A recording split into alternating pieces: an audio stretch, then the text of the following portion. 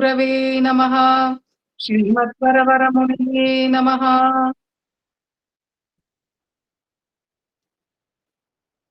अस्मद्गुरुसमारम्भां यतिशेखरमध्यमाम् लक्ष्मीवल्लभपर्यन्तां वन्दे गुरुपरम्पराम्।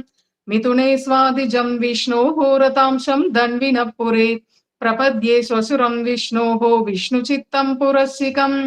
कर्कटे पूर्वफल्गुण्यां तुलसीकानन उद्भवां पाण्ड्ये विश्वम्भरां गोदां वन्दे श्रीरङ्गनायकीम्। देवस्य महिषीं दिव्याम् आदौ गोदाम् उपास्महे यन्मौलिमालिकां प्रीत्या स्वीकरोति स्वयं प्रभुः। चैत्रार्द्रासम्भवं विष्णोर्दर्शनस्थापन उत्सुकं दौण्डीरमण्डले शेषमूर्तिं रामानुजं भजे।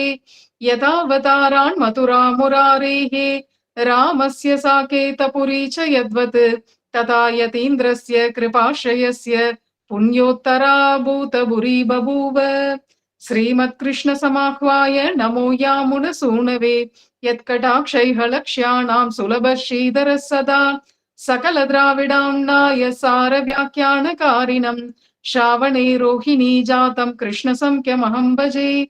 वृश्चिके स्वातिसञ्जातं पुत्तूराख्ये महापुरे श्रीवैष्णवानां सिंहं तं कृष्णं वन्दे पुरस्सिकम्। அனைவருக்கும் நமஸ்காரம். இன்னைக்கு ஒரு சுபமான தினம். நமக்கு எப்படி பகவான் கூட்டி வச்சிருக்கார் அப்படின்னா, திருப்பாவை அந்த பிரபந்தம் எப்படி தொடங்குறதுன்னா, மார்கழி திங்கள் மதி நிறைந்த நன்னாள் அப்படின்னு தான் ஆரம்பமாறுது. திருப்பாவை பணுவல் அந்த 30 பாசுரம் இருக்கே, அதுல முதல் பாசுரம் மார்கழி மாசம் பௌர்ணமி நாள் அப்படின்னு ஆரம்பிக்கிறது. இன்னைக்கு நமக்கு அந்த தினம்தான், மார்கழி மாதம் பௌர்ணமி தினம். அதனால திருப்பாவை அனுபவத்துக்கு ரொம்ப பொருத்தமான தினமாக இன்னைக்கு நம்ம கோஷ்டிய பகவான் சேர்த்து வச்சிருக்கார். திருப்பாவைக்கு கூட்டம் ரொம்ப முக்கியம். திருப்பாவை வீதியில பஜனை பண்ணாலும் சரி, இல்ல இந்த மாதிரி காலக்ஷேபம் அப்படின்னு உபன்யாசமா அப்படி உட்கார்ந்து அனுபவிச்சாலும் சரி, இதற்கு கூட்டம் ரொம்ப முக்கியம்.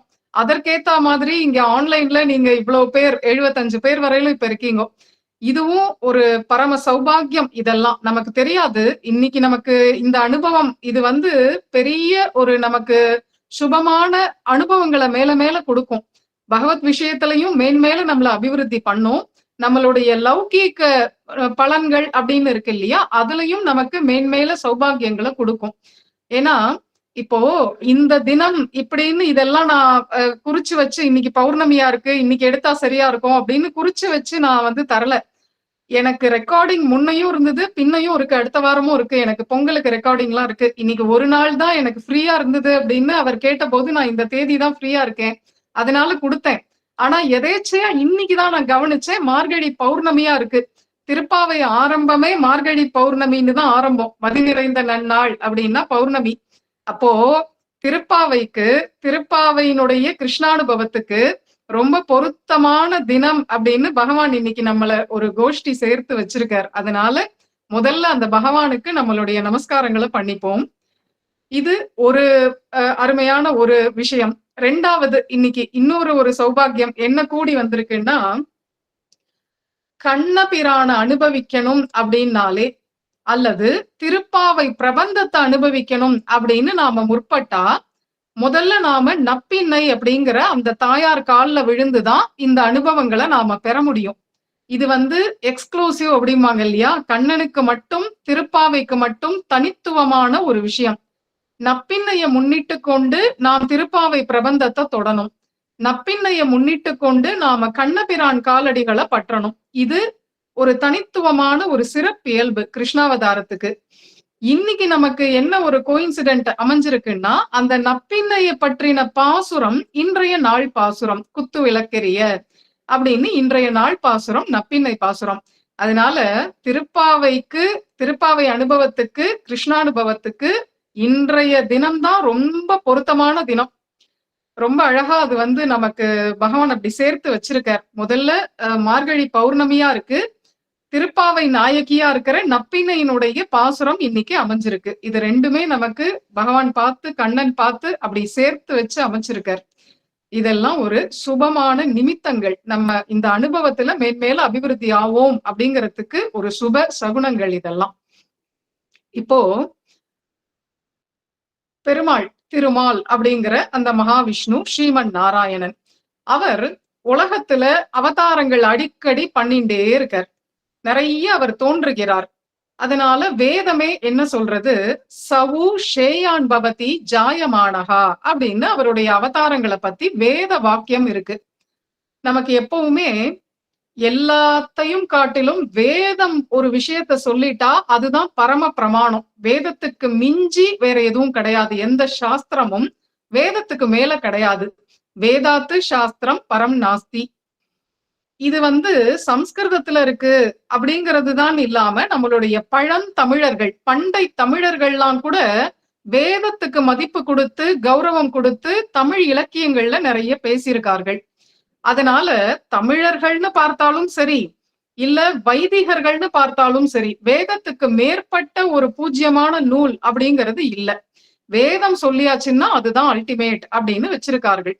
அந்த வேதம் திருமாலுடைய அவதாரங்களை ஒரு வாக்கியத்தால குறிப்பிடுறது. சவு ஷேயான் பவதி ஜாயமானஹா. இந்த இடத்துல உ அப்படிங்கிற ஒரு அக்ஷரம் இருக்கே, அது தமிழ்ல நாம சொல்ற ஏகாரத்தை குறிக்கிறது. ஏகாரம் போட்டாச்சுன்னா அதுக்கு மேல பேச்சே இல்லைன்னு அர்த்தம். ஏ அப்படின்னாச்சுன்னா நாராயணனே நமக்கே அப்படிங்கிறோம் இல்லையா? நாராயணன் தான் நமக்கு, நமக்கே நாராயணன் அப்படின்னு அந்த ஏகாரம் போட்டாச்சுன்னா அதுல ஒரு உறுதிப்பாட்டை காமிக்கிறது. அது போல இந்த இடத்துல ஊ அப்படிங்கிறது அந்த ஏகாரம், தமிழினுடைய ஏகாரம் அங்க ஊன்னு வருது. இந்த ஊவ ஒரு பதத்தோடையும் நாம சேர்க்கணும். வேதத்தினுடைய மொழிப்படி ஒரு பதத்தோடையும் சேர்த்து அனுபவிக்கணும். ச ஊ அப்படின்னா திருமால் ஒருவரே தான் அடிக்கடி அவதாரங்களை பண்றார். வேற எந்த தெய்வங்களும் தேவதைகளும் டக்குன்னு அடிக்கடி அவதாரம் பண்றது இல்ல. பூமியை அடிக்கடி விசிட் பண்ண மாட்டார்கள். ஏன்னா பயம் வந்தாச்சுன்னா நாம விழுந்துருவோம் அப்படிங்கிற பயம். பொதுவா யார் அடிக்கடி வருவா? இப்ப ஃபாரினுக்கு யார் அடிக்கடி போவா? இந்திய பற்று அங்க போறதுனால எனக்கு குறையாது, நான் அங்க போறதுனால அங்கேயே செட்டில் ஆயிட மாட்டேன், மறுபடியும் ஒரு நாள் என் ஊருக்கு வந்துருவேன் அப்படின்னு அந்த தேசப்பற்று இருக்கிறவன் அடிக்கடி போயிட்டு வருவான். அது இந்தியாலாம் வேஸ்ட், இதெல்லாம் ஒரு டர்ட்டி கண்ட்ரி அப்படின்னு நினைக்கிறவன் அங்கேயே போவான், அங்கேயே அந்த கிரீன் கார்டை வாங்குவான், செட்டில் ஆயிடுவான். அதனால அதேதான் இப்ப பூமியில யார் அடிக்கடி அவதாரம் பண்ணுவான்னா, இங்க வர்றதுனால நான் மாசுபட மாட்டேன் அப்படின்னு நினைக்கிறவர் தான் அடிக்கடி அவதாரம் பண்ணுவார். யாருக்கு கொஞ்சம் ஒரு பயம் இருந்தாலும் இங்க அடிக்கடி வரமாட்டார்கள், அவதாரம் பண்ண மாட்டார்கள். அதனால தேவதைகள், மற்ற இந்திரன், வருணன், இந்த தேவதைகள்லாம் அடிக்கடி அவதாரம் பண்ண மாட்டார்கள். ஆனா திருமால் தான் அடிக்கடி இங்க அவதாரம் பண்றார். ஏன்னா இறங்கினாலும் விழுந்துட மாட்டோங்கிற கான்பிடன்ஸ் நாராயணனுக்கு தான் இருக்கு. அதனால ச ஊ, அவர் ஒருவரே, திருமால் ஒருவரே. ஷேயான் ஊ, பிறக்கிறதுனால அவருக்கு ஏற்றமே தவிர தாழ்வு இல்லை. இப்ப நாமெல்லாம் மறுபடியும் பிறந்தோம்னா பிறவி சுழல் சம்சார சாகரத்துல சிக்கிறோம்னு அர்த்தம். ஆனா அவருக்கு அப்படி இல்லை, பிறக்க ஏற்றம்.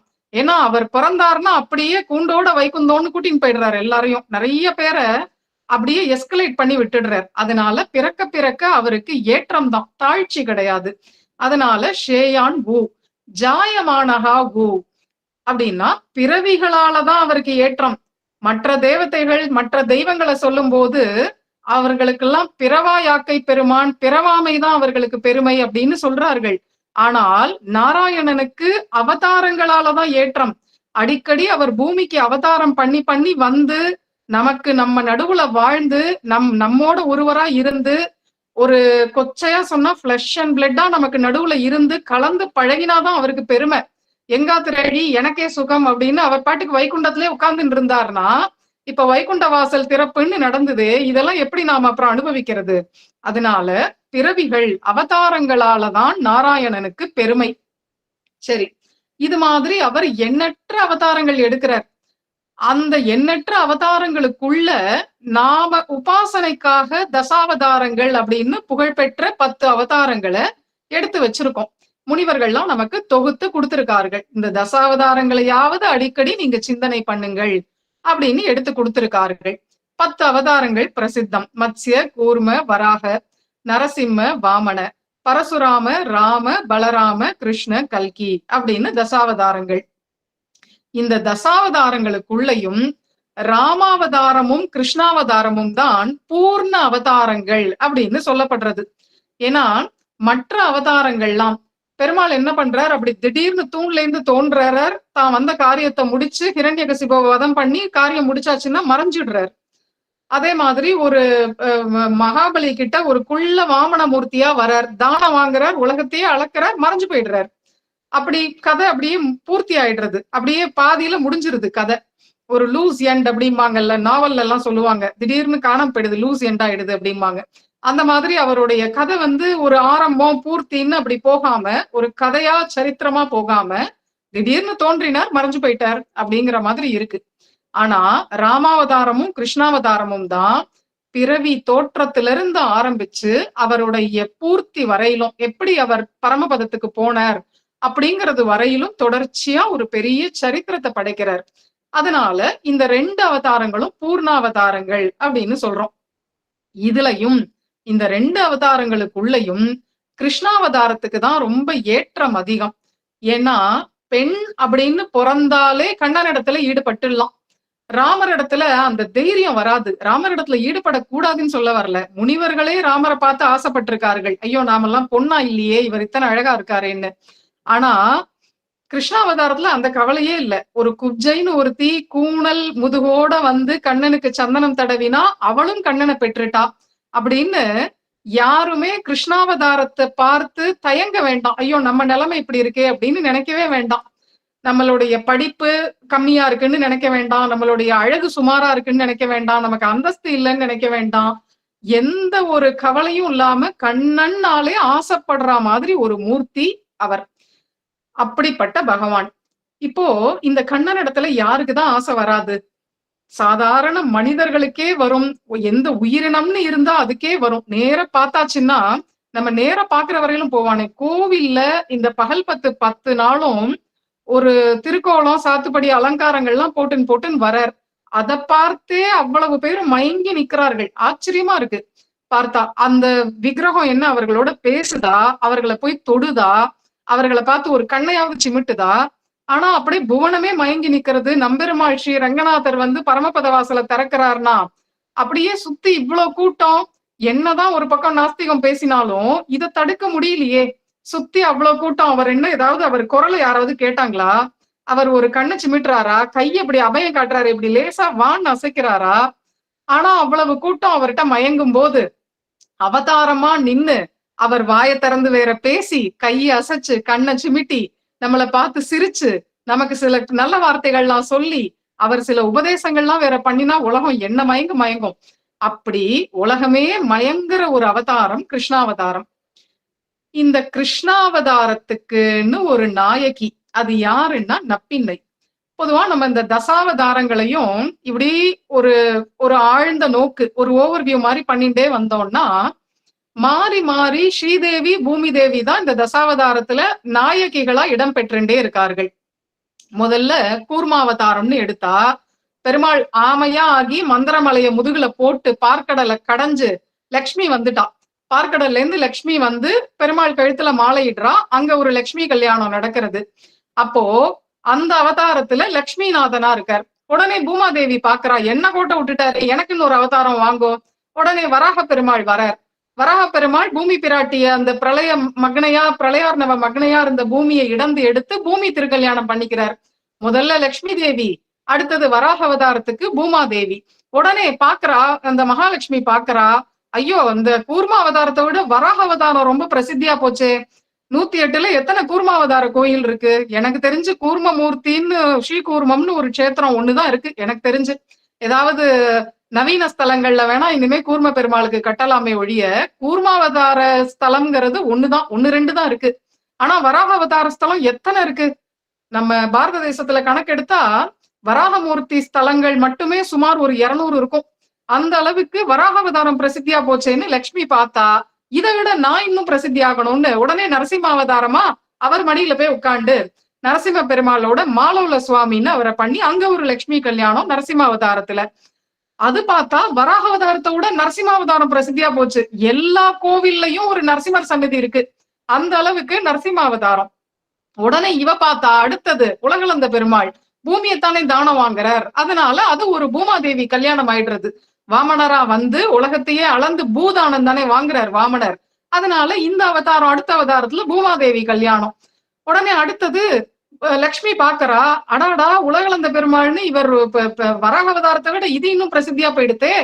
அப்ப எனக்குன்னே ஒண்ணு வந்தாதான் சரி வரும். இந்த பூமாதேவி ரொம்ப போட்டி போடுறா. எனக்குன்னே ஒண்ணு வந்தாதான் சரியா வரும்னு நினைச்சா ராமாவதாரம் அவளுக்குன்னே ஆயிடுத்து. அவ ஒருத்தி தான் ராமாவதாரத்துல, வேற பெண்ணே கிடையாது. இந்த இப்பிறவியில் இருமாதரை சிந்தையாலும் தொடேன் அப்படின்னு கம்பன் சொல்றது போல ராமாவதாரம் அமைஞ்சது. ஒரே பெண், ஒரு சொல், ஒரு வில், ஒரு இல் அப்படின்னு இருந்தார் ராமபிரான். அதை பார்த்ததும் பூமாதேவிக்கு ரொம்ப ஏக்கமா போச்சு. அப்போ நமக்கு ஒரு பிராதான்யம் இருக்கிற ஒரு அவதாரம் அமையணும் அப்படின்னு கிருஷ்ணாவதாரம். அடுத்த கிருஷ்ணாவதாரத்துல கண்ணன் அவதாரம் பண்ணினதே பூபாரத்தை நீக்கி பூமியை சௌக்கியமா வைக்கணுங்கிறதுக்காக தான். பூமாதேவி சௌக்கியமா இருக்கணும் அப்படின்னு நினைச்சு அவதாரம் பண்ணினான். அவ ஆசைப்பட்டபடிதான் பண்ணினான். அப்படின்னா கூட திருமாலுக்கு 3 தேவிமார்கள் உண்டு. முதல்ல சொல்லின்னு வந்த மாதிரி மகாலட்சுமி, ஸ்ரீதேவி, பூமாதேவி, அடுத்தது நீலாதேவி. வேதம் இந்த 3 பேர்களையும் சேர்த்தேதான் ஸ்துதி பண்றது. ஸ்ரீ, பூமி, நீலா அப்படின்னு 3 பேர்களுக்கும் சேர்ந்தாப்புல வேதத்துல சூக்தங்கள் இருக்கு. அதனால இந்த நீலாதேவி பார்த்தா மாறி மாறி இந்த லட்சுமி தேவியும் பூமாதேவியும் போட்டி போட்டுட்டே இருக்கார்கள். அப்போ இருக்கிற அவதாரத்துக்குள்ள எது டாப் மோஸ்டோ அதை போய் நாம் பிடிக்கணும் அப்படின்னு நினைச்சா. ஒரு தமிழ்ல ஒரு பழமொழி நாம சொல்லுவோம், ஓடு மீன் ஓட உருமீன் வரும் வரை வாடி இருந்ததாம் கொக்கு அப்படின்னு.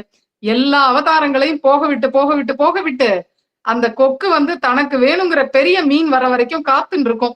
அது மாதிரி இந்த கிருஷ்ணாவதாரம்ங்கிற பெரிய மீனுக்காக காத்துன்னு இருந்து இந்த நீலாதேவி இதுக்குன்னே வந்து அவதாரம் பண்ணினான். அதனால கிருஷ்ணாவதாரத்தை பற்றணும் அப்படின்னாலே ஸ்ரீதேவியா இருந்தாலும் சரி, பூமாதேவியா இருந்தாலும் சரி, அவ மாறி மாறி போட்டி போட்டா கூட கிருஷ்ணாவதாரம்னா அவர்கள் கூட இந்த நீலாதேவிய நப்பின்னைய பிடிச்சுண்டுதான் கண்ணன்ட்ட போகணும். நப்பின்னையினுடைய ஃபேவர் இருந்தாதான் கண்ணனை அடைய முடியும் அப்படின்னு காட்டியிருக்கார்கள் நம்முடைய ஆழ்வார்கள். ஆழ்வார்கள் கூட அதை கொஞ்சம் மைல்டா தான் காட்டியிருக்கார்கள். அதை இன்னும் நல்ல பலமா காட்டினது யாருன்னா நம்முடைய ஆண்டாள் தான்.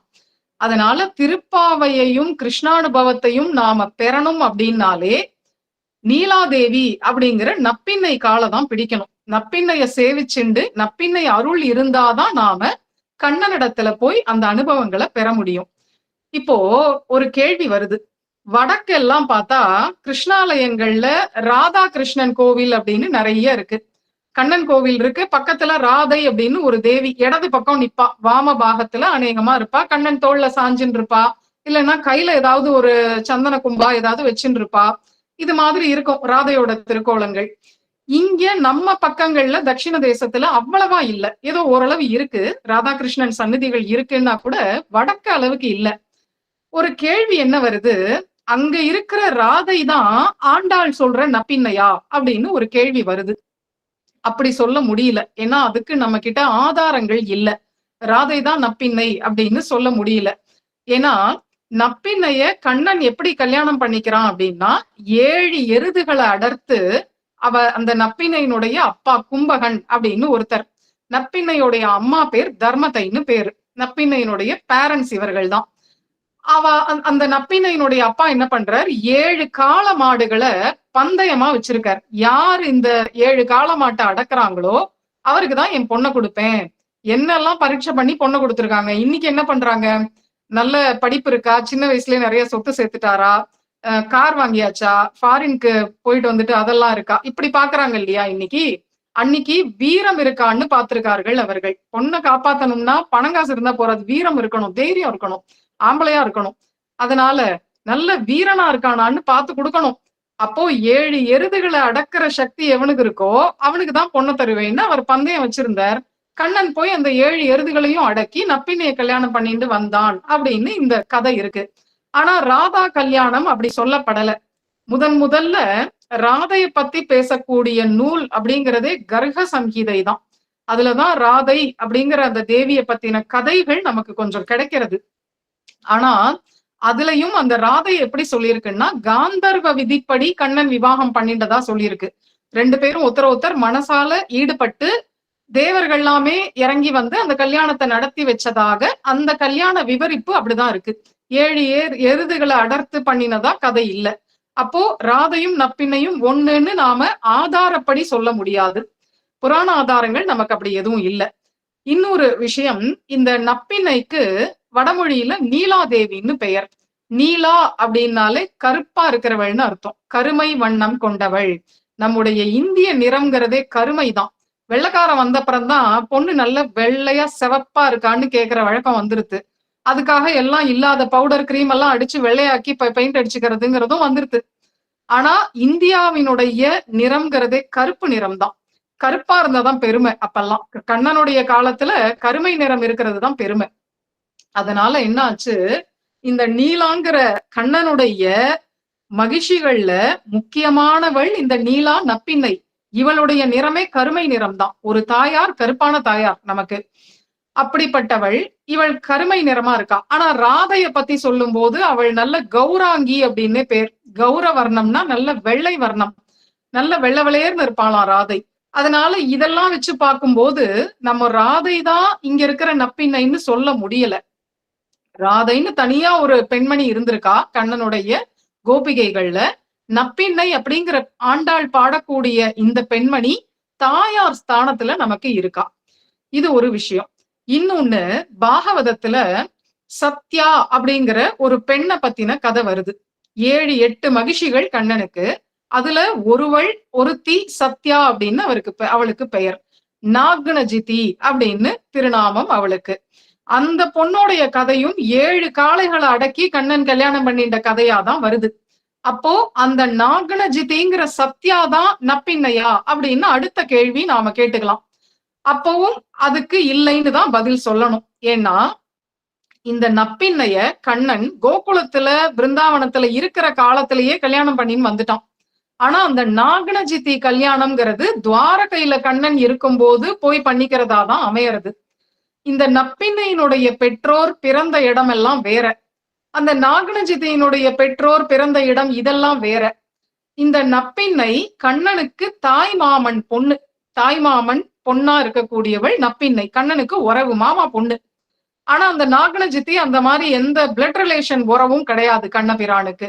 அதே போல இந்த நப்பின்னை கல்யாணத்துல கண்ணன் போறான், அந்த 7 எருதுகளை அடக்கி பந்தயத்துல ஜெயிச்சு கல்யாணம் பண்ணிட்டு வந்துடுறான். எங்க வரான்னா யசோதையினுடைய வீட்டுக்கு அந்த பொண்ணை கூட்டின்னு வந்துடுறான்.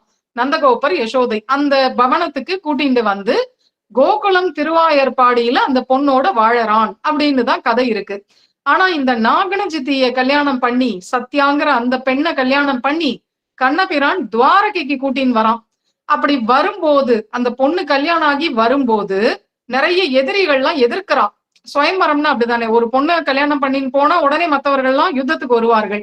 அவர்களையும் ஜெயிச்சு வீரத்தை காட்டி அந்த பொண்ணை கூட்டின்னு போனோம். அது மாதிரி மற்றவர்கள்லாம் எதிர்த்து வரார்கள். அப்போ அர்ஜுனன் கண்ணனோட இருக்கான். அர்ஜுனன் அந்த எதிர்த்து வந்த எதிரிகளை எல்லாம் சமாளிச்சுண்டு யுத்தத்துல ஜெயிச்சிடுறான். கண்ணன் ஊருக்கு வந்துடுறான். தன் தோழன் பார்த்துப்பான். அதான் இடுக்கண் களைவதான் நட்புங்கிறோமே, அந்த மாதிரி அர்ஜுனன் என்ன செய்யறான், அந்த எதிரிகள் எல்லாம் நான் பாத்துக்கிறேன், இதெல்லாம் புறங்கையால தள்ளிடலாம், நீ ஊருக்கு போ அப்படின்னு கண்ணனை அனுப்பி வச்சுட்டு, பார்த்த சாரதியாச்சு, அதனால அப்படி அந்த பொண்ணை கல்யாணம் பண்ணிட்டு கண்ணன் போற அழக பார்த்துட்டு இவன் எதிரிகளை எல்லாம் இவன் ஜெயிச்சிடுறான் அர்ஜுனன். ஆனா நப்பின்னை கதையில அர்ஜுனனோட என்ட்ரியே இல்ல.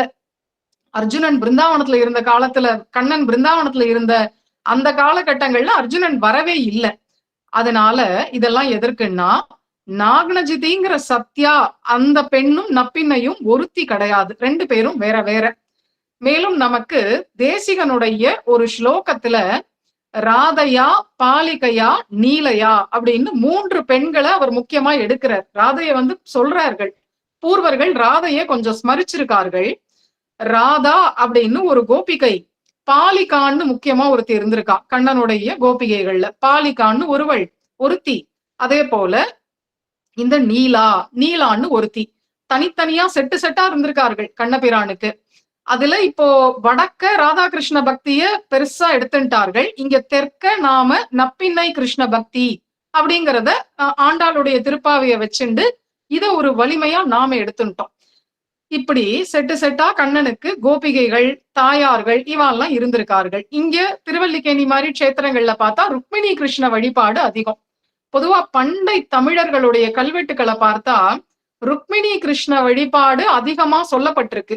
கல்வெட்டுக்கள்ல பண்டை தமிழர்கள்லாம் தாயாரும் பெருமாளும் இவாதானே, என்ன இருந்தாலும் லக்ஷ்மின்னா எல்லாருக்கும் ஒரு ஏக்கம் வரதானே வருது. லக்ஷ்மியோட இருந்துட்டா அது ஒரு சுவாரஸ்யம் தான். அதனால ருக்மிணி கிருஷ்ண வழிபாட்ட பண்டை தமிழர்கள் கல்வெட்டுகள்லயே பொறிச்சு வச்சிருக்கார்கள். இப்படி யாருக்கு எந்த தேவியினிடத்துல ரொம்ப தாயார்கிட்ட ஈடுபடுதோ அவரோட அந்த தேவியோட கண்ணபிரான் இருக்கிற அந்த அழகுல அவரவர் ஈடுபடுறார்கள், பக்தி காட்டுறார்கள், பிரார்த்திச்சுக்கிறார்கள். இங்க எப்படி யாரா இருந்தாலும் கிருஷ்ணாவதாரம் அப்படின்னுட்டாலே அதுக்கு நப்பினை தான் முக்கியமான ஒரு நாயகி. அதனால இன்றைய தினம் அந்த தேவியினுடைய பாசுரம் தான். எதற்கு இவ்வளவுன்னா, நப்பினை அப்படிங்கிற தேவி தனித்த ஒருத்தி. அவள் வேதத்துல சொல்லப்படக்கூடிய நீலா அப்படிங்கிற தேவி. அப்படிதான் ஆழ்வார்கள் நமக்கு காட்டியிருக்கார்கள். வேதம் ஸ்ரீபூமி நீலான்னு சேர்த்து பேசுற மாதிரி ஆழ்வார்களும் தம்முடைய திவ்ய பிரபந்தங்கள்ல திருமகள், மண்மகள், ஆயர் மடமகள் என்றிவர் மூவர் அப்படின்னு சேர்த்து சேர்த்தே பேசுறார்கள். அதனாலதான் திவ்ய பிரபந்தத்துக்கே தமிழ் வேதம் அப்படின்னு பெயர். வேத கருத்துக்களை தமிழில் சொல்லக்கூடிய பணுவல் இது அப்படின்னு இதற்கு பெயர். அப்போ நமக்கு ராதாங்கிறவள் தனி, ராதை அப்படிங்கிற கோபிகை தனி. அதே போல நாகனஜிதி சத்யா அப்படிங்கிற அந்த மகிஷி அவளும் தனி. அவ துவாரகையில இருக்கா. துவாரகையில அவளுக்கு ஒரு சந்நிதி இருக்கு. நான் நவத்வாரகைன்னு ஒரு புஸ்தகம் வெளியிட்டு இருக்கேன். அதுல இதெல்லாம் வருது. பேட் துவாரகா அப்படின்னு ஒரு கோவில் உண்டு. கடற்கரைக்கு நடுவுல தீவு மாதிரி இருக்கும். அப்படி எல்லாம் மகாராஜாவா வாழ்ந்திருக்கான் கண்ணபிரான். அங்க பார்த்தா அந்த 8 மகிழ்ச்சிகளுக்கும் 8 சந்நிதிகள் இருக்கும். அதுல இந்த சத்யாங்கிற நாகனஜிதி இருக்கா. அப்போ அந்த பெண் தனி, நப்பினைங்கிற பெண்மணி தனி. இப்ப இன்னொரு கேள்வி நமக்கு என்ன வரும், ஏன் அப்போ நம்ம தமிழ்நாட்டுல நப்பின்னைக்கு இவ்வளோ இடம் திருப்பாவையில இருக்கும்போது நப்பின்னை கண்ணன் சந்நிதின்னு ஏன் கோவில்கள்ல ஒரு இடத்துல கூட இல்ல? இந்த டவுட் நமக்கு அடுத்தது வரும் இல்லையா? இந்த நப்பின்னை ரொம்ப ரகசியமான ஒரு நாயகி, ஒரு தாயார். ரொம்ப பகிரங்கமா இப்ப பெருமாள் புறப்பாடானா உபய நாச்சியாரோட வரார். லக்ஷ்மி பூமின்னு 2 பக்கமும் உபய நாச்சியார் இருக்கா இல்லையா? அந்த மாதிரி இந்த நப்பின்னைய பகிரங்கமா வெளிப்படுத்துறது இல்ல. அதை ஏதோ சீக்ரெட்டா வச்சிருக்கார். சில விஷயங்கள்லாம் பர்சனல் அப்படின்னு வச்சிருக்கோம் இல்லையா நம்மளே, அதெல்லாம் பப்ளிக்கா பேச மாட்டோம். அந்த மாதிரி அவர் அந்த நப்பின்னைய கொஞ்சம் சீக்ரெட்டா தான் வச்சிருக்காரு. ஆனா சில கோவில்கள்ல நீலாதேவிக்குன்னு ஒரு இடம், விக்கிரகம் இருக்கு. அந்த நீலாதேவி இருக்கக்கூடிய இடங்களை எல்லாம் நாம நப்பின்னைன்னு பார்க்கணும், அப்படிதான் சேவிக்கணும். அந்த மாதிரி சில கோவில்கள் எங்கெல்லாம் இருக்குன்னா, திருச்சேரை அப்படின்னு அந்த திவ்ய தேசம் நப்பின்னை இருக்கக்கூடிய கோவில். அதாவது நீலாதேவிங்கிற அந்த விக்கிரகம் இருக்கு. பெருமாளோட மூலவரோட நீலாதேவிக்குன்னு ஒரு விக்கிரகம் உற்சவருக்கே உண்டு.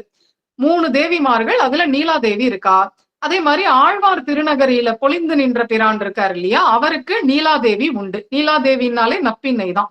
அட்டனன்ஸ்க்கு ஒரு நேம்னு நம்ம வச்சுக்கிறோம், ஜாதகத்துக்கு ஒரு நேம். அந்த மாதிரி ஜாதக பேர் மாதிரி நீலாதேவி, அட்டனன்ஸ் பேர் மாதிரி நப்பின்னை அப்படின்னு புரிஞ்சுக்கோங்க. அப்போ பொலிந்து நின்ற பிரான் ஆழ்வார் திருநகரியில அங்க நீலாதேவிங்கிற நப்பின்னை இருக்கா. அதே போல வைகுந்த விண்ணகரம் அப்படின்னு ஒரு கோவில் இருக்கு நம்ம திருவாலி திருநகரி சைடு. அந்த இடத்துலயும் விக்கிரகம் இருக்கு. உற்சவருக்கே, உற்சவமூர்த்திக்கே நீலாதேவிங்கிற அந்த விக்கிரகம், நப்பின்னை அங்கேயும் இருக்கா. அதே போல இந்த நீலாதேவிங்கிற நப்பின்னைக்கு தனித்த ஒரு கோவில் அப்படிங்கிறது திருநறையூர் கல்கருடன் அப்படின்னு பிரசித்தம். அந்த நாச்சியார் கோவில், அந்த தாயார் நீலாதேவியினுடைய அம்சமா இருக்கக்கூடிய தாயார். இது ஒரு முக்கியமான நப்பின்னை கஷேத்திரம். எங்கேயாவது ஒரு கிருஷ்ண பக்தனுக்கு நப்பின்னை கண்ணன் அனுபவம் எனக்கு வேணும் அப்படின்னு ஆசைப்பட்டுண்டான் அப்படின்னு தாபப்படுறான். நான் நப்பின்னை கண்ணனை எங்கேயான ஒரு இடத்துல தமிழ்நாட்டுல சேவிக்கணும்னா திருநறையூர் போலாம். அங்க போனா அந்த வஞ்சுளவள்ளி தாயார் நப்பின்னையினுடைய ஒரு தோற்றம், நப்பின்னை எப்படி இருப்பாங்கிறத அங்க பாத்துக்கலாம். அதே மாதிரி நம்ம உறையூர் இருக்கு இல்லையா, நாச்சியார் கோவில், நாச்சியார் கோவில்னு தான் அதையும் சொல்லுவோம். உறையூர் ஸ்ரீரங்கத்துக்கு பக்கத்துல இருக்கே, அங்க கமலவள்ளி நாச்சியார்னு தாயார். அந்த தாயார் நீலாதேவியினுடைய அவதாரம் தான். அப்போ நப்பின்னை தான், அந்த தாயாரும் நப்பின்னை தான். அதனால நான் எப்படி ரங்கநாதரை பார்ப்பேன் அப்படின்னா, நான் ரசிக்கிற முறையை சொல்றேன். வைகுண்டபதி பரமபதநாதன் அவருக்கு ஸ்ரீதேவி, பூமி தேவி, நீலாதேவின்னு 3 தேவிமார்கள். இவர்தான் பூலோக வைகுண்டபதியாச்சே. வைகுண்டத்தினுடைய மாடலை தானே இங்க காட்டுறார் ரெங்கநாதர். அங்க நம்ம என்னைக்கு போறோமோ போன விட்டு பார்த்துட்டு திரும்பி இங்க வந்து யாருக்கும் சொல்ல முடியாது. ஆனா இங்கேயே நம்ம பாக்குறதுக்கு தான் ஸ்ரீரங்கம் இருக்கு. அப்போ ஸ்ரீரங்கம்ங்கிறது வைகுண்டத்துக்கு மாடல்.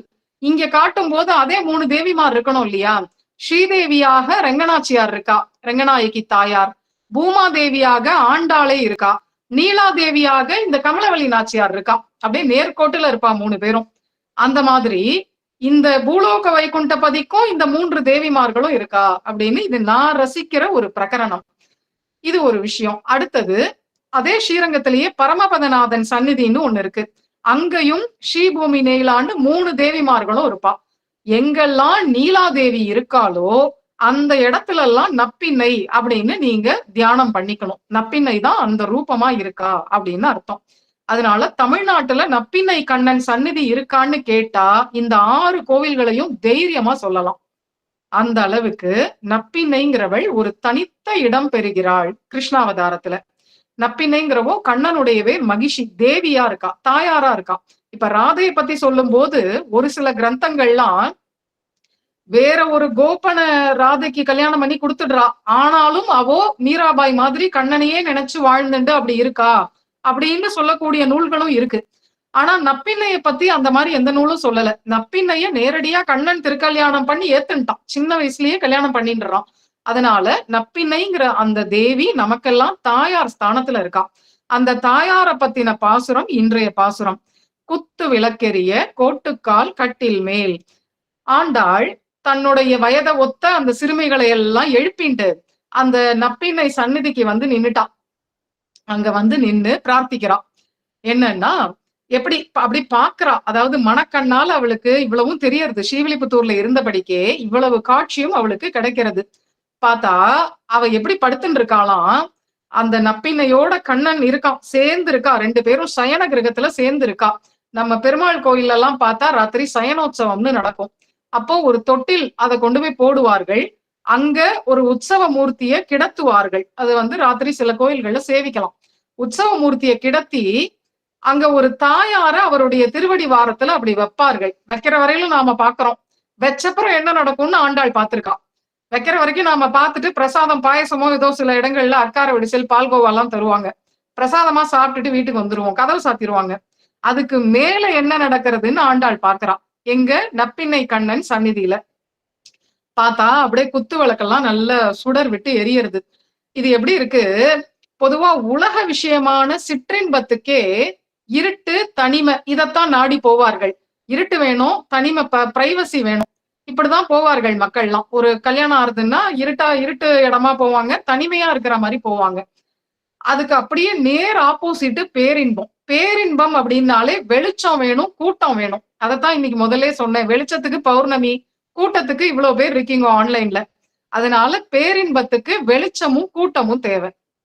அப்போ இங்க இந்த சந்நிதியில குத்து விளக்கெரிய அப்படியே நல்ல சுடர் விடுது. கோட்டுக்கால் கட்டில், ஒரு கட்டில் இருக்கான் அங்க, ஒரு பெட். அது எப்படி இருக்குன்னா அந்த கட்டில் அதனுடைய கால்கள் எதுன்னா இந்த கண்ணன் நப்பின்னைய கல்யாணம் பண்ணிக்கிறதுக்கு போய் பந்தயமா 7 காளைகளை அடக்கினான். அந்த 7 காளைகளையும் அடக்கி இன்னைக்கு வந்து மதுரையில ஜல்லிக்கட்டுன்னு உங்க பேட்டையில எல்லாம் நடக்குது, ஜல்லிக்கட்டு நடக்குது. ஜல்லிக்கட்டுக்கு என்ன ஒரு சேர் கொடுக்குறாங்க, பிளாஸ்டிக் பக்கெட் கொடுக்குறாங்க, இதெல்லாம் தானே பிரைஸா கொடுக்குறாங்க. அன்னைக்கு கும்பகன் அப்படிங்கிற அந்த கோபர் பொன்னையே கொடுத்திருக்கார். ஜல்லிக்கட்டு பண்ணின வீரன் கண்ணனுக்கு பொன்னையே கொடுத்திருக்கார். அதனால இந்த கண்ணன் ஜல்லிக்கட்டு காளையா இருக்கிறதுனால அந்த 7 காளைகளை அடக்கி அதனுடைய கொம்புகளை பறிச்சு இந்த கட்டிலுக்கு காலா வச்சு ஒரு கால் கிஃப்ட் பண்ணினானோ, ஒரு பெட். என்ன மாதிரி ஒரு ரசமான கிஃப்ட் பண்ணியிருக்கான். இனி கத்துக்கணும் இந்த கணவன்மார்கள்லாம், புதுசா கல்யாணம் ஆறவங்க எல்லாம். கண்ணன் கல்யாணம் பண்ணிட்டு வந்த தன்னுடைய இளம் மனைவிக்கு ஒரு பெட்டை கிஃப்ட் பண்ணியிருக்கான். அந்த பெட் எப்படி இருக்குன்னா அதனுடைய கால்லாம் இவளை அடக்கிறதுக்கு அந்த எருதுகளை அடக்கினானே அதனுடைய கொம்பால செஞ்ச கால், கோட்டுக்கால் கட்டில். கோடுன்னா கொம்புன்னு அர்த்தம். அந்த அந்த எருதுகளுடைய கொம்பை பறிச்சு பண்ணின கால், அந்த காலை வச்ச அந்த கட்டில். ஏன்னா இவ வீர பத்னியாம். இவ வந்து வெறும் சயன கிரகத்துக்கு மட்டும் இல்ல, இவ ஒரு வீரமான ஒரு நாயகி. கண்ணன் அப்படி ஒரு மகாபுருஷனுக்கு வாழ்க்கப்பட்டா எப்படி இருப்பார்கள் அவர்கள்லாம்? தைரியமா இருப்பான், வீரமா இருப்பார்கள், வீர பத்தினி. அதனால அப்படி ஒரு கட்டில படுத்தாதான் இவளுக்கு தூக்கம் வருமா. கோட்டுக்கால் கட்டில் மேல் மெத்தென்ற பஞ்ச சயனம். சரி, கட்டில் கிடைச்சிரும், சரி, அதுக்கு மேல ஒரு பெட் போட்டிருக்கு. அந்த பெட் எப்படி இருக்குன்னா அப்படியே மெத்துன்னு இருக்கு. பஞ்ச சயனம் அப்படிங்கிற 5 அழகுகளோட அது இருக்காம். 5 லட்சணம் இருக்கணுமா. பொதுவா யாருக்குமே நாம படுத்துக்கிற பெட்டுக்கே 5 லட்சணங்கள் இருக்கணும். என்னன்னா அது வந்து சாஃப்டா இருக்கணும். அப்படியே அதுல உட்கார்ந்தா குளத்துக்குள்ள போற மாதிரி, குளத்துல குதிச்சா எப்படி உள்ள போயிடுவோம் அந்த மாதிரி உள்ள போகணும் பெட்டு. மென்மையா இருக்கணும். நல்ல லைட் கலரா இருக்கணும். வெள்ளை கலரா இருக்கணுமா பெட்டுங்கிறது. ரொம்ப டார்க் கலரா வச்சுக்க கூடாது அப்படிங்கிறார்கள் சாஸ்திரங்கள்ல. லைட் கலரா வச்சுக்கணும் பெட்ட. அதெல்லாம் வந்து நல்ல நிദ്രയ്க்கு அதெல்லாம் தேவை. நல்ல மென்மையா இருக்கணும், வெண்மையா இருக்கணும். ரொம்ப நாளா துவைக்காம இருந்தா ஒரு நாத்தம் அடிக்கும். அப்படி இருக்க கூடாதாம். நல்ல ஒரு சுகந்தம், ரூம் ஸ்ப்ரே என்னெல்லாம் உண்டோ போட்டுக்கணும். அப்படி எல்லாம் இருக்கு. ரசிச்சு வாழ்ந்திருக்கார்கள் நம்ம தமிழர்கள்லாம். அப்படி அது வந்து நல்ல சுகந்தமா இருக்கணும். நல்ல அழகா இருக்கணும். பார்த்தாலே அப்படியே ஒரு பளிச்சுன்னு ஒரு நீட்டா ஒரு அழகா இருக்கணும் அந்த பெட்டுங்கிறது. மேலும் நல்ல குளிர்ச்சியா இருக்கணும். சில மெத்தையில எல்லாம் படுத்தா கண் அப்படியே பொங்கிரும் மறுநாள். அந்த மாதிரி சூடா இருக்கக்கூடாது மெத்தைங்கிறது. நல்ல குளிர்ச்சியான மெத்தையா இருக்கணும். இவ்வளவு லட்சணங்கள். அதனால மெத்தென்ற பஞ்ச சயனத்தின் மேலேறி கொத்தலர் பூங்குழல் நப்பின்னை. இந்த நப்பின்னை என்ன பண்ணியிருக்கா, அவளுடைய வீட்டுல, புகுந்த வீட்டுல கண்ணனோட சயன கிரகத்துக்கு போறதுக்கு முந்தி மொட்டா இருக்கிற பூவெல்லாம் தொடுத்து அவளுடைய குழல்ல வச்சு விட்டார்களாம். அது எந்த மாதிரி பார்த்து வச்சாங்கன்னா, இப்ப ஒரு 8 மணி 9 மணிக்கு அவங்க படுத்துக்க போவாங்க ராத்திரி அப்படின்னா, கரெக்டா 7 மணிக்கு அதெல்லாம் பறிச்சு எடுத்துன்னு வந்து 7:30 மணி போல கிடுகிடுன்னு கட்டி அவளுடைய தாண்டா மாதிரி வச்சு பின்னி விட்டு, கரெக்டா 9 மணிக்கு அதெல்லாம் மலரணும். கண்ணன் இடத்துல போறச்சே அதெல்லாம் மெல்ல மெல்ல மலரணுமா. அது வரைக்கும் மொட்டாவே இருக்கணும். அந்த மாதிரி பார்த்து பறிச்சு எடுத்து தேர்ந்தெடுத்து டைம் பார்த்து அப்படி அவளுக்கு ஒரு தாண்டா வச்சு பின்னி விட்டுருக்கார்கள். இன்னைக்கும் சில கோயில்கள்ல தாயாருக்கு தாண்டா பின்ற கைங்கரியம் எல்லாம் பண்றவர்கள் இருக்கார்கள். இது மாதிரி ரசிச்சு பார்த்து பண்ணுவார்கள் அந்த மாதிரிலாம். அப்படி கொத்தலர் பூங்குழல் நப்பின்னை கொங்கை மேல் வைத்து கிடந்த மலர் மார்பா வாய்த்திரவாய். கண்ணனை கூப்பிடுறார்கள் இவர்கள்லாம். ஆண்டாள் கோஷ்டி என்னன்னா, அப்படியே 2 பேரும் ரொம்ப இன்டிமேட்டா இருக்கீங்களே, உள்ள பார்த்தா உன்கிட்ட வரும்போது கொல்லுன்னு அந்த பூவெல்லாம் மலர்ற மாதிரி ஒரு தாண்டா வச்சு பின்னிண்டு உன்னோட நப்பின்னை இருக்கிறாள். அப்படியே 2 பேரும் ரொம்ப க்ளோஸா இருக்கா. இப்போ நாம சந்நிதிகள்ல பார்க்கிறோம். பெருமாள் என்ன பண்ணிருக்காருன்னா, தாயார் டாலர் சாத்திப்பார், இல்ல மார்பிளே தாயார் இருப்பா. அத பார்த்தா எப்படி தோணும்னா, அந்த இடத்துல பெருமாளுக்கு என்ன பேருன்னா இந்திரா மந்திரம்னு பேரு. லக்ஷ்மிக்கு தன் மார்பையே கோவிலாக்கி கொடுத்தவர் அப்படின்னு பெயர், இந்திரா மந்திரம். சயன கிரகத்துல அப்படியே மாறி இருக்கும். பெருமாள் தாயாருடைய மார்புல இருப்பார். அப்போ அவருக்கு என்ன பேருன்னா ஸ்ரீ ஸ்தனாபரணம்னு பெயர். இன்னைக்கும் கூட கோயில்கள்ல நாம பார்த்தா தாயார் உற்சவ விக்கிரகம். அந்த உற்சவ மூர்த்திக்கு ஒரு அந்தந்த ஊர் தாயாருக்கு அந்தந்த ஊர் பெருமாள் டாலரை சாத்தியிருப்பாங்க. கவனிச்சு ரசிச்சு பார்த்தா இதெல்லாம் தெரியும். பொதுவா நமக்கு ஒரு நுட்பமான விஷயம் என்னன்னா, ஒரு ஊர் தாயாருக்கு இன்னொரு ஊர் பெருமாள் டாலரை சாத்தக்கூடாது. திருப்பதி பெருமாள் எல்லாருக்கும் காமன் தானே அப்படின்னு நாம ஒரு திருவேங்கடமுடியான் டாலர் பண்ணின்னு போயிட்டு வேற ஒரு ரெங்கநாதர் கோவில்ல இருக்கிற தாயாருக்கு சாத்தக்கூடாது. அது வந்து தப்பு. அந்தந்த தாயாருக்கு அந்தந்த ஊர் மூர்த்தி என்னமோ அந்த டாலரை தான் சாத்தணும். அந்த உருவம் இருக்கக்கூடிய டாலரை தான் சாத்தணும்.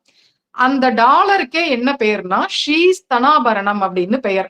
இங்க டாலர் ஸ்தானத்துல பெருமாளே ஏழு இருக்கார். கண்ணனே டாலர் மாதிரி இப்போ நப்பின்னையோட கூடி இருக்கான். அதனால நப்பின்னை கொங்கை மேல் வைத்து கிடந்த மலர் மார்பா. அது எப்படி இருக்கான், ஆண்டாள் கண்ணுக்கு என்ன தெரியறது, அந்த தாயாருடைய ஸ்பர்ஷம் பட்ட உடனே மார்பு அப்படியே விரிஞ்சிருத்தான் கண்ணனுக்கு. விசால மார்பா எடுத்தான். கண்ணன் வந்து இப்ப ராமர் கொஞ்சம் ஜைஜாண்டிக்கா இருப்பார். கண்ணன் வந்து கொஞ்சம் டெண்டரா இருப்பான். கொஞ்சம் சாஃப்டா டெண்டரா ஒரு குட்டி பையனாதான் கண்ணன் இருப்பான். ஒரு யங் பாய் அப்படிங்கிற மாதிரி தான் இருப்பான். ராமர் வந்து கொஞ்சம் பெரிய பெருமாளா இருப்பார். பெரிய மனுஷனாட்டம் இருப்பார் அவர் சின்ன வயசுல. ஆனா இந்த கண்ணனுக்கே நப்பின்னைட்ட போறச்சே ரொம்ப பிராட் ஆயிட்டு தான். ஷோல்டர் அந்த திருமார்பெல்லாம் ரொம்ப பிராட் ஆகி நப்பினை ஸ்பர்ஷம் தாயார் ஸ்பர்ஷம் ஆச்சே, அது பட்ட உடனே மலர்ந்த மார்பை உடையவனா ஆயிட்டான். அதனால மலர் மார்பா அப்படின்னு சொல்லிட்டு மலர் மார்பா பள்ளி எழுந்திராய்ன்னு சொல்லல ஆண்டாள். அதான் அந்த ஆண்டாளுடைய மனசு. அதான் இப்படி 2 பேரும் க்ளோஸா இருக்கும்போது அதை பிரிக்கிற மாதிரி நீ பள்ளி எழுந்துரு, எங்களுக்கு வந்து சேவை கொடு, தரிசனம் கொடுன்னு நான் கேட்கல. வாயை திறந்து ஒரு வார்த்தை சொல்லு. ஏன்னா அர்ச்சாவதாரத்திட்ட போய் நீ வாயை தரேன்னு கேட்க முடியாது. கேட்டாலும் வாயை திறப்பாரா தெரியாது. அர்ச்சை பேசினதுங்கிறதெல்லாம் ஒரு சில பேருக்கு தான். திருக்கச்சி நம்பிகளுக்கு தேவபெருமாள் பேசினார். அந்த குறும்பருத்த நம்பின்னு ஒருத்தர் திருமலை திருப்பதியில, அவருக்கு திருவேங்கடமுடையான் பேசினார். இங்க ஸ்ரீரங்கத்துல திருவிளக்கு பிச்சன்னு ஒருத்தர்கிட்ட பேசினார்ன்னு ரொம்ப ரேரா ஒரு 4, 5 கதை தான் இருக்கு தேர்ந்தெடுத்தா. எல்லாருக்கும் அர்ச்சையில பேசிட மாட்டார் பெருமாள். அந்த கண்ட்ரோல்ல தான் இருப்பார். ஏதோ நமக்கா ஒரு அவரை பார்த்தா அவர் சிரிக்கிற மாதிரி, அவர் கிட்ட வரா மாதிரி நமக்கா தோணும். ஒரு காட்சி அப்படி தோணும் இல்லையா? அதுலயே நாம போறோம்னு பரவசப்பட்டுடுறோம். ஆனா பேசுற அளவுக்கு ஆழமா போனவர்கள்லாம் ரொம்ப ரேரா சில பேர் தான். அதனால ஆண்டாளே என்ன சொல்றான்னா, வாயத் திறந்து உன்னை ஒரு வார்த்தை சொல்லுன்னு தானே கேட்கிறேன். அர்ச்சையிலையா கேட்கிறேன், அவதாரத்துல கேட்கிறேன். அதாவது மனசால அவ அந்த அவதாரத்துக்கிட்ட போயிட்டா, மானசீகமா போயிட்டா. அங்க கேக்குறா, நீ வாயத் திறந்து எனக்கு ஒரு நல்ல வார்த்தை சொல்லு. நாங்கெல்லாம் இன்னைக்கு வந்திருக்கோம். நீங்க எப்படி படுத்துன்னு இருக்கீங்கோ, அப்படியே நல்ல விளக்கு எரிய நல்ல வெளிச்சத்துல படுத்துன்னு இருக்கேன். நாங்கெல்லாம் இந்த மார்கழி மாச இருட்டு, இந்த குளிர்ல ஒரு ஸ்வெட்டர் கூட போட்டுக்காம, நாங்கெல்லாம் நடுநடுங்கிண்டு ஒருத்தர் எழுப்பிண்டு, இப்படி பனித்தலை வீழ நின் வாசல் கடைப்பற்றின்னு அப்படியே குளிர் தலையில இறங்குது. வீட்டுக்கு போனா இப்ப தொடர் தும்மல் வந்துரும் எங்களுக்கு. அப்படி இருக்கு எங்க நிலைமை. நீ என்ன பண்ற? கோயில் தோறும் கபாய் சாத்திக்கிற. பனிப்போர்வைன்னு பேரு. ரெங்கநாதரே சாத்திப்பார் ராப்பத்துல. பனிப்போர்வை சாத்திண்டு கபாய் சாத்திண்டு நீ நல்லா அடக்கமா இருக்க. ஆனா உன்னை அடையறதுக்கு நாங்க தவம் பண்றோம். நாங்க பனியில மழையில நனைஞ்சுண்டு குளிர் தாங்காம விடவிடன்னு நடுங்கிண்டு ஒரு ஷால்வை போர்வை போத்திக்காம ஒரு ஸ்கார்ஃப் போட்டுக்காம உன் சந்நிதி வாசல்ல நிக்கிறோம். உன்னை ஏந்திருந்து வான்னா கூட்டம். நீ ஒரு வாய திறந்து ஒரு வார்த்தை சொல்லலாகாதா? அவதாரத்துல நீ எவ்வளவு வாய் அடிச்சிருக்க. மா சுச்சகா அப்படின்னு ஒரு வார்த்தை சொல்லலாம். அபயம் அப்படின்னு ஒரு வார்த்தை சொல்லலாம். இல்ல வாங்கோ அப்படின்னு சொல்லலாம். நான் உங்களுக்கு என்ன பண்ணணும்னு கேட்கலாம். எவ்வளவு வார்த்தை கோபிகைகளோட பேசியிருக்க, அர்ஜுனனோட பேசியிருக்க. ஒரு வார்த்தை சொல்லலாம் இல்லையா எங்களுக்கு அப்படின்னு சொல்றா. வாய் திறவாய், மலர் மார்பா வாய் திறவாய். உடனே அப்பையும் இவன் கம்முன்னு இருக்கிறத பார்த்துட்டு இவர்களுக்கே தோன்றது. ஆண்டாளுக்கு என்ன தோன்றதுன்னா, தாயார் கூட இருக்கும் போது இந்த நப்பிண்ணைய பிடிச்சுண்டு தானே நாம கண்ணன்ட்ட போனோம். நப்பிண்ணைய இவ்வளவையும் வர்ணிச்சோம். வர்ணிச்சதை கேட்டு கண்ணன் மயங்கிட்டான் சரி. ஆனா நப்பிண்ணைக்கு ஒரு ஸ்துதி பண்ணணுமே, தாயார ஸ்துதி பண்ணிட்டு பெருமாள்கிட்ட போகணுமே. அப்போ தாயார முதல்ல பிடிப்போம் அப்படின்னுட்டு மைத்தடங் கண்ணினாய் அவளை பார்த்து பேசுறான். நீ என்ன பண்ற? கண்ணழகாலையே மயக்கிற.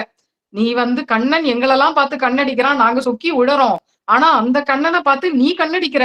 அந்த கண்ணு எப்படி இருக்குன்னா மைத்தடம் கண், அப்படியே நல்ல மை எட்டு எழுதி அழகா இருக்கு அந்த கண்கள். அது அப்படியே அடியார்களை பார்த்தா கருணைய பொழியறது. கண்ணுல பொதுவா நம்மளுடைய ஹிருதயம் என்னங்கிறது கண்ணுல தெரிஞ்சிரும் ஒருத்தரோட. அதனாலதான் ஐ கான்டாக்டோட பேசணுங்கிறது. ஒருத்தருடைய கண்ணை பார்த்தாலே நெஞ்சில என்ன நினைக்கிறார்கள்னு புரிஞ்சிரும். இந்த அசூய, கோபம், ஆத்மஸ்துதி, பரநிந்த, அகம்பாவம், சுயநலம், பொறாமை இதெல்லாம் கண்ணுலே தெரிஞ்சிரும். மனசுல இந்த எண்ணங்களை வளர்த்துக்க கண்ணுலே அது காமிச்சிரும். நல்ல எண்ணங்கள் மனசுல இருக்க இருக்க இருக்க கண்ணுல அந்த கருணை அப்படியே வெள்ளமிடும். நல்ல கருணை கொப்பளிக்கும் கண்ணுல. அது இருக்கும் அந்த நப்பினை கிட்ட. மைத்தடம் கண்ணினாய் போராத்துக்கு ஏற்கனவே கண்ணு கருணையா இருக்கு. தாயார்னாலே அப்படித்தானே. தாயார்ங்கிற பேர்ல இருந்து என்ன தெரியறது? குழந்தைகளை பார்த்தா பாசம் காட்டுறவள்னு அர்த்தம். அவ கணவனுக்கு நல்ல மனைவி அப்படிங்கறதோட நிறுத்திக்க மாட்டா. குழந்தைகளுக்கும் நல்ல அம்மாவா இருப்பா. அப்படின்னா தானே தாயார். தாயார் சந்நிதின்னு தானே எங்கேயுமே இருக்கு கோயில்ல. லக்ஷ்மி சந்நிதின்னா போட்டிருக்கு. அதனால நீ தாயாரா இருக்கணும் இல்லையா? மைத்தடம் கண்ணினாய், அந்த மையிட்டு இருக்கிற கண்கள், அதுல கருணை வேற வெள்ளமிடுறது, எல்லாம் சேர்ந்து கண்ணன் அப்படியே வசீகரிக்கிறது. கண்ணனுடைய அந்த கார் மேனி சாயல் இவ கண்ணிலே அடிக்கிறதாம். கண்ணனை பார்த்து பார்த்தே கண்ணு கருப்பா போச்சோ அப்படிங்கிறது மாதிரி இருக்கு. இல்ல இவ கருத்த கண்களால பார்த்து பார்த்துதான் கண்ணன் கரிய கோல பிரானா ஆயிட்டானோ அப்படின்னு பரஸ்பரம் நீங்க அப்படி நெருக்கமா இருக்கீர்களே. மைத்தடம் கண்ணினாய், நீ உன் மணாளனை எத்தனை போதும் துயிலெழ ஒட்டாய்கான். நீ என்ன பண்ற? உன்னுடைய மணாளன் நீ பார்த்து இந்த கண்ணனை எங்களுக்கு பிரசாதமாட்டம் கொடுத்தாதான் உண்டு. இப்ப வரைக்கும் அவன் உன்னுடைய மணாளன். நீ கொடுத்தன்னா எங்களுடைய மணாளன். அப்புறம் சேர்ந்து அனுபவிச்சா நம் மணாளன், நம் பெருமாள் அப்படின்னு போலாம் நம்ம. அதனால நீ உன் மணாளனை எத்தனை போதும் துயிலெழ ஒட்டாய்கான். நீ என்ன பண்ற? என்னுடைய கோஷ்டி, ஆண்டாள் கோஷ்டினா அது என் கோஷ்டி. என் கோஷ்டிக்கு நான் தான் போய் முதல்ல அனுகிரகம் பண்ணுவேன் அப்படின்னு நீ கண்ணனை ஏந்திருக்க விடாம அம்மிக்கு பிடிச்சு வச்சுட்டு இருக்க உன்கிட்டக்கையே. அதனால உங்களுக்குள்ள ஒரு போட்டி. நான் முந்தியா நீ முந்தியா அனுகிரகம் பண்ற விஷயத்துல அப்படின்னு ஒரு போட்டி போடுகிறீர்கள். அது எப்படி இருக்கு? நீ உன் மணாளனை எத்தனை போதும் துயிலிட ஒட்டாய்கான். எனக்கு புரியறது உன் ஹிருதயம். ஆனாலும் பார்த்தா எப்படி இருக்குன்னா, உனக்கு கண்ணனை விட்டு ஒரு கணம் கூட பெரிய மனசு இல்ல. அதனால அமுக்கி பிடிச்சு நீயே வச்சுட்டு இருக்க. அப்படி பண்ணலாமா? ஒரு பெரிய கங்கா பிரவாகம் இருக்குன்னா, அது எங்காத்து புழக்கடையில மட்டும்தான் ஓடணும்னு சொல்லலாமோ? உலகத்துக்கே அது பயன் தரணும் இல்லையா? அது மாதிரி அவதார புருஷர்கள்லாம் உலகத்துக்கே பொதுவானவர்கள். அவரை ஒருத்தரே அமுக்கி பிடிச்சு வச்சுட்டு இருக்க கூடாது. அந்த மாதிரி சுவார்த்தம் பாராட்டக்கூடாது. உலகத்துக்கே சூரியன் சந்திரன் எல்லாம் ஒளிய கொடுக்கணும். அது என் வீட்டுக்கு மட்டும் டியூப்லைட் மாதிரி இருக்கணும்னு யாராவது பண்ணினா எப்படி இருக்கும்? உலகமே இருண்டுடும். அது மாதிரி கண்ணன் அவதரிச்சு வந்தது இந்த லீலா விபூதி, இந்த நில உலகம் முழுவதும் சௌக்கியமா இருக்கணும் அப்படின்னு வந்திருக்கும் போது நீ ஏன் இப்படி அமுக்கி பிடிச்சுட்டு இருந்தேன்னா, அவன் நினைச்சுக்கிறா எனக்கே என்னைக்காவது வருஷத்துக்கு ஒரு நாள் தான் சேர்த்தி உற்சவம். ஸ்ரீரங்கத்துல வருஷத்துக்கு ஒரு நாள் பங்குனி உத்தரம் தான் சேர்த்தி உற்சவம். அதுவும் ஏகரகலையோட நடக்கிறது. அதுவும் கம்முன்னு இவர் பாட்டுக்கு ராஜாவா வந்தார் நடந்ததுன்னு இல்ல. வாசல்ல நின்னு கதவாண்ட நின்னு அங்க கதவை அடிச்சு இங்க பல்லக்கு பின்பக்கம் போய் இப்படியே ஒரே ரகலையும் கலாட்டாவும் நடந்து ஒரு வழியா உள்ள விட்டாலேன்னு சேர்த்தி உற்சவம். பங்குனி உத்தரம் மட்டையடின்னு பிரசித்தம். அது மாதிரி நினைச்சுக்கிறான் நப்பின்னை. கண்ணன் மட்டும் எனக்கு மட்டும் என்ன டெய்லியா கிடைக்கிறான்? ராதான்னு ஒரு பக்கம் அந்த பக்கம் இந்த பக்கம் நிறைய கோபிகைகள்லாம் இருக்கா. ஆளுக்கு ஒரு நாள்னு வச்சா கூட 5,00,000 கோபிகைகள். ஒரு நாள் ஒருத்தர் மண்டகப்படின்னு வச்சா கூட எவ்வளவு நாள் ஆகும் ஏன் டர்ன் வரத்துக்கு? எனக்கே என்னைக்காவது தான் கிடைக்கிறது அப்படின்னு நினைச்சுக்கிறான் நப்பின்னை. ஆனாலும் எங்களுக்கு கிடைக்கணும்னா உன் காலை தானே பிடிக்கணும். அவங்க வீட்டு வாசல்ல போய் நான் நிக்க முடியும்? அவங்க எல்லாம் பக்தைகள் அனுபவிப்பார்கள். ஆனா நீதான் தாயார், நீதான் கொடுப்ப. அனுபவிக்கவும் அனுபவிப்ப, கொடுக்கவும் கொடுப்ப. அதனால எத்தனை ஏழும் பிரிவாற்றகில்லாயால் தத்துவம் அன்று. அதனால நீ கண்ணனை அமுக்கி பிடிச்சு இத்தனை நேரம் வச்சுட்டு இருந்த சந்தோஷம் அனுபவிச்சிருக்க, ரொம்ப சந்தோஷம். ஆனா நீ கொஞ்சம் யோசிச்சு பாரு, நீ எப்பேற்பட்டவள்? ராமாவதாரத்துக்கு சீதையாட்டம், கிருஷ்ணாவதாரத்துக்கு நீ. வராக அவதாரத்துக்கு பூமி தேவி மாதிரி கிருஷ்ணாவதாரத்துக்கு நீ இருக்க. அப்போ அவர்கள்லாம் என்ன பண்ணினார்கள்? அவர்களேவா அமுக்கி பிடிச்சு வச்சுட்டு இருந்தார்கள்? சீதை என்ன பண்ணினா? ராமரை விட்டு பிரியவே மாட்டேன், என்னையும் நீங்க காட்டுக்கு கூட்டின்னு போய் தான் ஆகணும்னு பிடிவாதம் பண்ணி போனாலே ஒழிய அவளுக்கு மனசுல அவங்களுக்கு எல்லாம் தெரியும். ஒரு இன்ட்யூஷன் இல்லையா, அந்த மாதிரி தெரிஞ்சிடும். தாயாருக்கே அந்த இது உண்டு. அதாவது ராவணன் ஒருத்தன் இருக்கான், அவனை வதம் பண்ணதான் ராமர் காட்டுக்கு வந்திருக்கார் அப்படின்றதெல்லாம் புரிஞ்சிருது சீதைக்கு. எப்படியாவது நான் கூட வந்திருக்கும் போது இந்த கொலை வதம் எல்லாம் நடக்கக்கூடாது, இந்த ஃபைட் சீன் எல்லாம் எனக்கு வேண்டாம். அதனால நம்ம போய் ஒருவேளை ராவணனுடைய ஊர்ல உட்கார்ந்தா அவன் புத்தி மாறலாமே. நான் ஒரு ஆச்சாரியாச்சே, ஒரு ஆச்சாரிய ஸ்தானத்துல தானே தாயார் இருக்கா மகாலட்சுமி. ஆச்சாரியன் உட்கார்ந்தா ஒருத்தனுக்கு புத்தி மாறிடும் இல்லையா? அதனால நானே போய் அவன் ஊர்ல உட்கார்ந்து அவனை மாத்தி கீத்தி நல்லதா பண்ணி அவனை சரி பண்ணி எப்படியாவது ராமர் கால்ல விழற மாதிரி பண்ணிடலாமே. எதுக்கு இந்த கொலை கதையா இதை பண்ணணும்? ராமா வீராவதாரம்னு ஏன் பண்ணணும்? ராமாவதாரத்தை அபயப்பிரதான அவதாரம்னு மாத்திரம் இருக்கட்டுமே அப்படின்னு எல்லாம் பிளான் பண்ணி இவளே மனசுல ஒரு சங்கல்பிச்சுண்டு ராவணன் கடத்தினாப்புல கதைய பண்ணிட்டு அங்க போய் உட்காந்து எவ்வளவு நல்ல புத்தி சொல்லியும் திருந்தல. அப்புறம் கதை அப்படிதான் முடியறது, ராவண வதம்னு தான் முடியறது. அது இருக்கட்டும். ஆனா அந்த சீதை என்ன பண்ணினா? ராமரை விட்டு பிரியவே மாட்டேன்னு காட்டுக்கு வந்தவள் 10 மாசம் பிரிஞ்சிருந்து ராவணனுக்கு நல்ல புத்தியும் சொன்னா இல்லையா? அந்த மாதிரி நீ கண்ணனை விட்டு பிரியவே மாட்டேன்னு இருந்தாலும் நாங்கெல்லாம் வாசல்ல துவண்டு கிடக்கும். எங்களுக்கு நீ நல்ல வார்த்தை சொல்லணுமா வேண்டாமா? நீ ஒரே ஒரு விஷயத்துல மட்டும் சீதையாட்டம் இருக்க, பிரியவே மாட்டேங்கிறதுல. ஆனா அவ 10 மாசம் பிரிஞ்சு அங்க இருக்கிற பெண்களை எல்லாம் சிறை விடுவிக்கணுங்கிறதுக்காக தான் சிறைப்பட்டா. அது போல நீ என்ன பண்ணணும்? எங்களை எல்லாம் கண்ணனோட சேர்த்து வைக்கணும்னா நீ வெளியில வந்துதானே ஆகணும். நீ கண்ணனோடய உட்காந்துருந்தா நாங்க எப்படி சேர்றதுன்னு எங்களுக்கு சேர்த்தி உற்சவம்.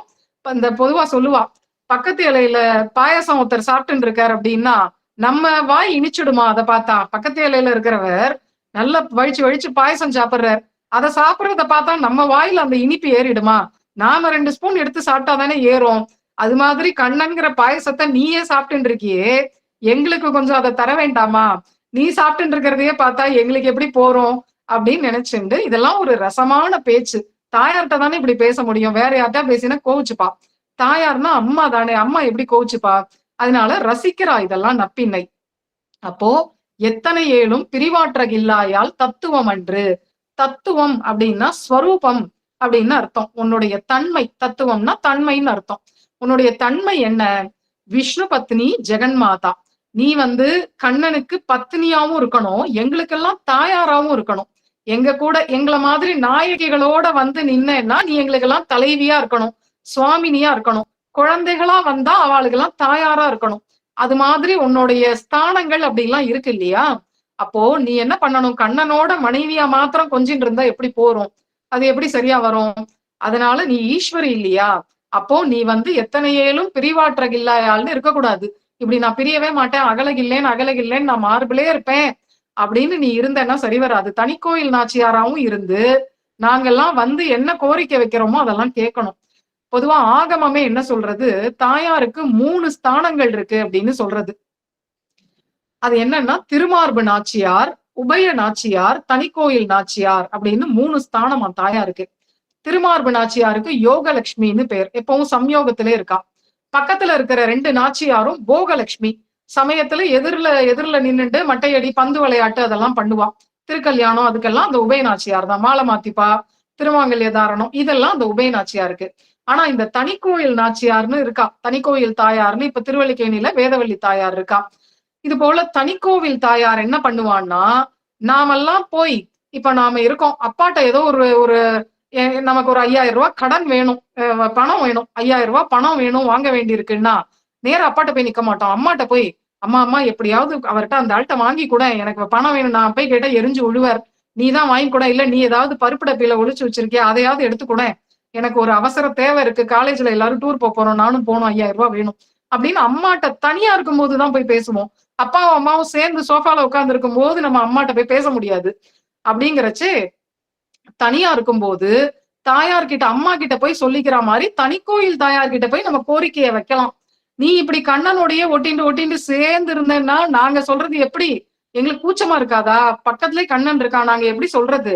நீ கொஞ்சம் கழண்டு தனியா வா, அவனை அப்படியே நைஸா படுக்கையில விட்டுட்டு, அதான் மெத்தன்ற பஞ்ச சயனமா இருக்கே, அவன் சொகுசா தூங்குவான்.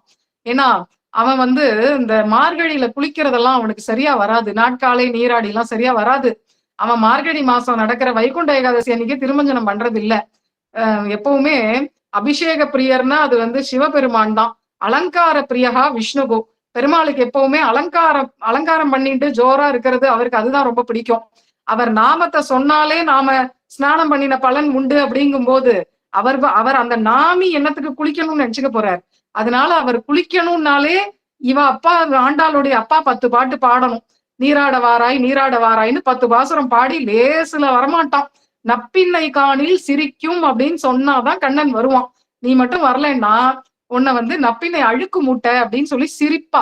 அதனால குளிக்கவா அப்படின்னு சொல்லி ஒரு வழியா வருவான். நப்பின்னை டீஸ் பண்ணிடுவா அப்படின்னு நினைச்சுட்டு தான் வருவான் நான் கண்ணன் குளிக்கவே.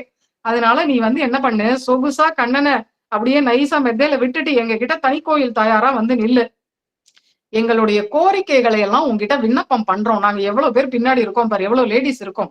நீயே சேர்த்தி உற்சவம் பண்ணா என்ன அர்த்தம்? எங்களையும் நீ சேர்த்து வைக்கணும். நீ சேர்த்து வைக்கலைன்னா வேற யாரால அது முடியும்? வேற யார் வீட்டுல போய் நாங்க வாசல்ல இப்படி எல்லாம் நிக்கிறோம்? ஒருத்தர் வீட்டு வாசல்ல நிக்க எவ்வளவு கூச்சமா இருக்கும். ஆனா உன் வீட்டு வாசல்ல இப்படி நாங்க கூச்சப்படாம வந்து நிக்கிறோம்னா உனக்குதான் எங்களை கண்ணனோட சேர்த்து வைக்கிற சக்தி இருக்குன்னு தானேமா நிக்கிறோம். அதனால நீ வந்து கதவை திறந்து எங்களை எல்லாம் உன்னுடைய மையிட்ட கண்ணால ஒரு கடாட்சம் பண்ணி எங்களை நீ கண்ணபிரானோடு சேர்த்து வைக்கணும் அப்படின்னு பிரார்த்திக்கிறாள் இந்த பாசுரம். இதுதான் இன்றைய பாசுரம். ஆனாலும் நமக்கு தனியா நப்பின்னை அனுபவம் அப்படிங்கிறது தெரிய வரணும் அப்படிங்கிறதுக்காக ஒரு பூர்வ பீட்டிகை இவ்வளவு எடுத்துட்டேன். திருப்பாவை தரும் கிருஷ்ணானுபவம் அப்படிங்கிறது 2ஆ நாம அனுபவிக்கலாம். என்னன்னா திருப்பாவைனாலே இந்த கிருஷ்ணாவதாரத்துக்கு நப்பின்னை தான். ஏன்னா நப்பின்னை நங்காய் திருவே துயிலழாய்னு இதுக்கு முந்தின பாசுரத்துலதான் எழுப்புறா. ஆண்டாள் சொல்றா, நப்பின்னை நங்காய் திருவே, நீ தானே இந்த அவதாரத்துக்கு மகாலட்சுமி, நாங்க ருக்மிணி தாயார் வாசல்லையா போய் நிக்கிறோம், நப்பின்னைன்னு ஓ வாசல்ல தானே வந்து நிக்கிறோம் அப்படின்னு சொல்றதுனால இந்த அவதாரத்துக்கு நீதான் மகாலட்சுமி. அப்போ திருப்பாவை அப்படின்னாலே இங்க நப்பின்னை தான். நப்பின்னை தரக்கூடிய கிருஷ்ணானுபவம் நமக்கு அது ஒண்ணு. இன்னொன்னு திருப்பாவைங்கிற அந்த பிரபந்தம் அது தரக்கூடிய கிருஷ்ணானுபவம் தான் இந்த பாசுரம், குத்து விளக்கெரிய அப்படிங்கிற இந்த பாசுரம். இதுதான் திருப்பாவைக்கே சாரமான ஒரு பாசுரம். ஏன்னா இந்த பாசுரத்தினுடைய அர்த்தத்தை தான் அப்படியே ஸ்ரீ பராசர பட்டர் அப்படிங்கிற வைணவ உரையாசிரியர், வைணவ பெரியவர், அவர் ராமானுஜருடையவே நேர் சிஷ்யர். அவர் தான் இந்த பாசுரத்தை அப்படியே வடமொழியில நீலாதுங்கன்னு ஒரு தனியனா பண்ணினார். நீலா துங்க ஸ்தனகிரி தடி சுத்தம் அப்படின்னு கண்ணன் இந்த பாசுரத்துல எப்படி படுத்துட்டு இருக்கான் அப்படின்னு தமிழ்ல ஆண்டாள் சொன்னாலும் நரேட் பண்ணினாலும் அதை அப்படியே அவர் சான்ஸ்கிரிட் ஆக்கி வச்சார். அதனால இந்த 30 பாசுரத்துக்கும் உயிரான ஒரு பாசுரம் அப்படின்னா அது இந்த பாசுரம் தான். அப்ப என்னன்னா திருப்பாவை நாம என்ட்ரி ஆகும் போதே இந்த பாசுரத்தினுடைய சான்ஸ்கிரிட் வெர்ஷனை சொல்லிதான் உள்ள என்டர் ஆகுறோம். அப்போ இந்த இடத்துக்கு வந்து நிக்கிறோம் அப்படின்னா இதுதான் திருப்பாவைக்கு சாரமான ஒரு பாசுரம். திருப்பாவை மொத்தமுமே நப்பிண்ணைய பிடிச்சா கண்ணனுடைய அருளை பெறலாம் அப்படின்னு சொல்லக்கூடியதுதான். அதனால அப்பேற்பட்ட தேவியா இருக்கிற அந்த நப்பிண்ணையினுடைய அனுகிரகத்தால புருஷகாரத்தால நாமும் தொடர்ந்து இந்த கிருஷ்ணானுபவத்தை பெறுவோம் என்று பிரார்த்தித்து தலை கட்டுகிறேன். ஸ்ரீமத்யை விஷ்ணு சித்தாரிய மனோநந்தன ஹேதவே நந்தநந்தன சுந்தரியை கோதாயை நித்யமங்களம் கோதாயை நித்யமங்களம். ஸ்ரீமன் மகாபூதபுரி ஸ்ரீமத் கேசவ யஜ்வனः காந்திமத்யாம் பிரசூதாய யதிராஜாய மங்களம் யதிராஜாய மங்களம். பிருந்தாரண்ய நிவாசாய பலராமானுஜாய ச ருக்மிணி பிராணநாதாய பார்த்தசூதாய மங்களம் பார்த்தசூதாய மங்களம்.